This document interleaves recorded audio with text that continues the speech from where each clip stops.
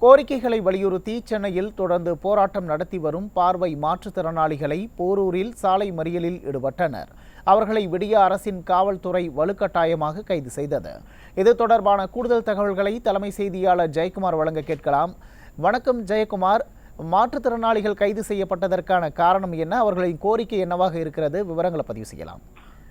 வணக்கம் உமேஷ். பார்வையற்ற மாற்றுத்திறனாளிகள் தொடர்ந்து போராட்டத்தில் ஈடுபட்டு வருகிறார்கள். இன்றைக்கு போரூர் டிஎல்எஃப் என்று சொல்லப்படுகின்ற அந்த சிக்னல் அருகே போராட்டத்தில் ஈடுபட்ட மாற்றுத்திறனாளிகளை காவல்துறையினர் வலுக்கட்டாயமாக கைது செய்திருக்கிறார்கள். தொடர்ச்சியாக சென்னை கோடம்பாக்கம், வேப்பேரி, பேசன் பிரிட்ஜு, தேனாம்பேட்டை இப்படி பல்வேறு இடங்களில் 9 அம்ச கோரிக்கைகள், குறிப்பாக கல்வியில் அவர்களுக்கான முழு இடஒதுக்கீடு, வேலை வாய்ப்பில் அவர்களுக்கான இடஒதுக்கீடு, முன்னுரிமை, கல்வி உதவித்தொகை வழங்குதல் உள்ளிட்ட பல்வேறு கோரிக்கைகளை வலியுறுத்தி நியாயமான முறையில் அறநெறியில் 9வது நாளாக பார்வையற்ற அந்த மாற்றுத்திறனாளிகள் பலகட்ட போராட்டத்தை முன்னெடுத்தார்கள். தொடர்ந்து பல்வேறு நாட்களாக போராட்டம் முன்னெடுக்கப்பட்டு வருகிறது. ஒவ்வொரு நாளைக்கும் அவர்கள் சாலையில் இறங்கி வீதியில் அந்த பார்வையற்ற மாற்றுத்திறனாளிகள் போராட்டத்தில் ஈடுபடுகிற அந்த காட்சி என்பது கல்நெஞ்சையும் உரிய வைக்கக்கூடிய அதிர்ச்சியான காட்சிகளாக இருக்கிறது. இந்த விடியா திமுக அரசு கருணையோடு அவர்கள் எதிர்கொள்ள வேண்டும். அவருடைய கோரிக்கைகளுக்கு செவிசாய்க்க வேண்டும்.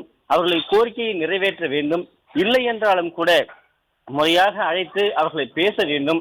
இவற்றையெல்லாம் விட்டுவிட்டு காவல்துறையை வைத்து அவர்களுக்கு நெருக்கடி கொடுப்பதும், மாற்றுத்திறனாளியாக இருக்கக்கூடிய பெண்களை கூட என்று பாராமல் ஆண் காவலர்களே அவர்களை கைது செய்யக்கூடிய அவலமும் அரங்கேறி வருகிறது. சாலையில் படுத்து இன்றைக்கு போரூர் பகுதியில் போராட்டத்தில் ஈடுபட்ட அவர்களை வலுக்கட்டாயமாக தூக்கியும் அப்புறப்படுத்தியும் போலீசார் அத்துமீறலில் ஈடுபட்டிருக்கிறார்கள். பார்வையற்றவர்கள், பார்வை குறைபாடு உடையவர்கள், மாற்றுத்திறனாளிகள் என்பவர்கள் கடவுளுக்கு சமமாக பார்க்கக்கூடிய ஒரு நிலையில் இருக்கக்கூடியவர்கள். அவருடைய கோரிக்கை நியாயமான வழியில் இருக்கிறது. அழைத்து பேசி அது உரிய முறையில் நடவடிக்கை எடுக்க தவறி இருக்கக்கூடிய இந்த திமுக அரசு அவர்கள் மீது அத்துமீறலில் ஈடுபடுவதும், இதோ கொலை குற்றவாளிகள் போல இரும்பு கரம் கொண்டு அவர்கள் மீது ஏவி அவர்களை வலுக்கட்டாயமாக கைது செய்வதும் தினந்தோறும் அரங்கேறி வருகிறது. நேற்றைய முன்தினம் ஒவ்வொரு மாணவர்களுடைய அந்த விடுதிகளுக்கும் சென்று அவர்கள் முன்கூட்டியே இரவே கைது செய்திருக்கிறார்கள். அவருடைய செல்போன் எண்களை எல்லாம் அவர்கள் செல்போன்களை பிடுங்கி அதை அணைத்து வைத்திருக்கிறார்கள்.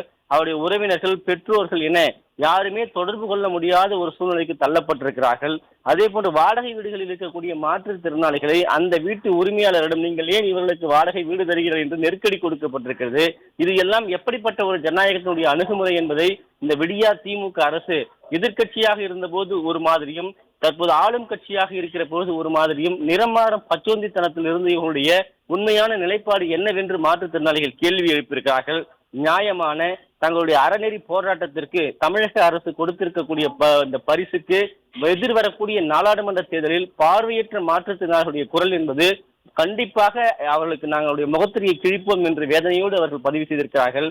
கைது செய்யப்பட்டிருக்கிற மாற்றுத்திறனாளிகள் உடனடியாக விடுவித்து அவர்கள் நியாயமாக அழைத்து பேச வேண்டும் என்பது அவருடைய கோரிக்கையாக இருப்பது குறிப்பிடத்தக்கது. உமேஷ், விவரங்களுக்கு நன்றி ஜெயக்குமார்.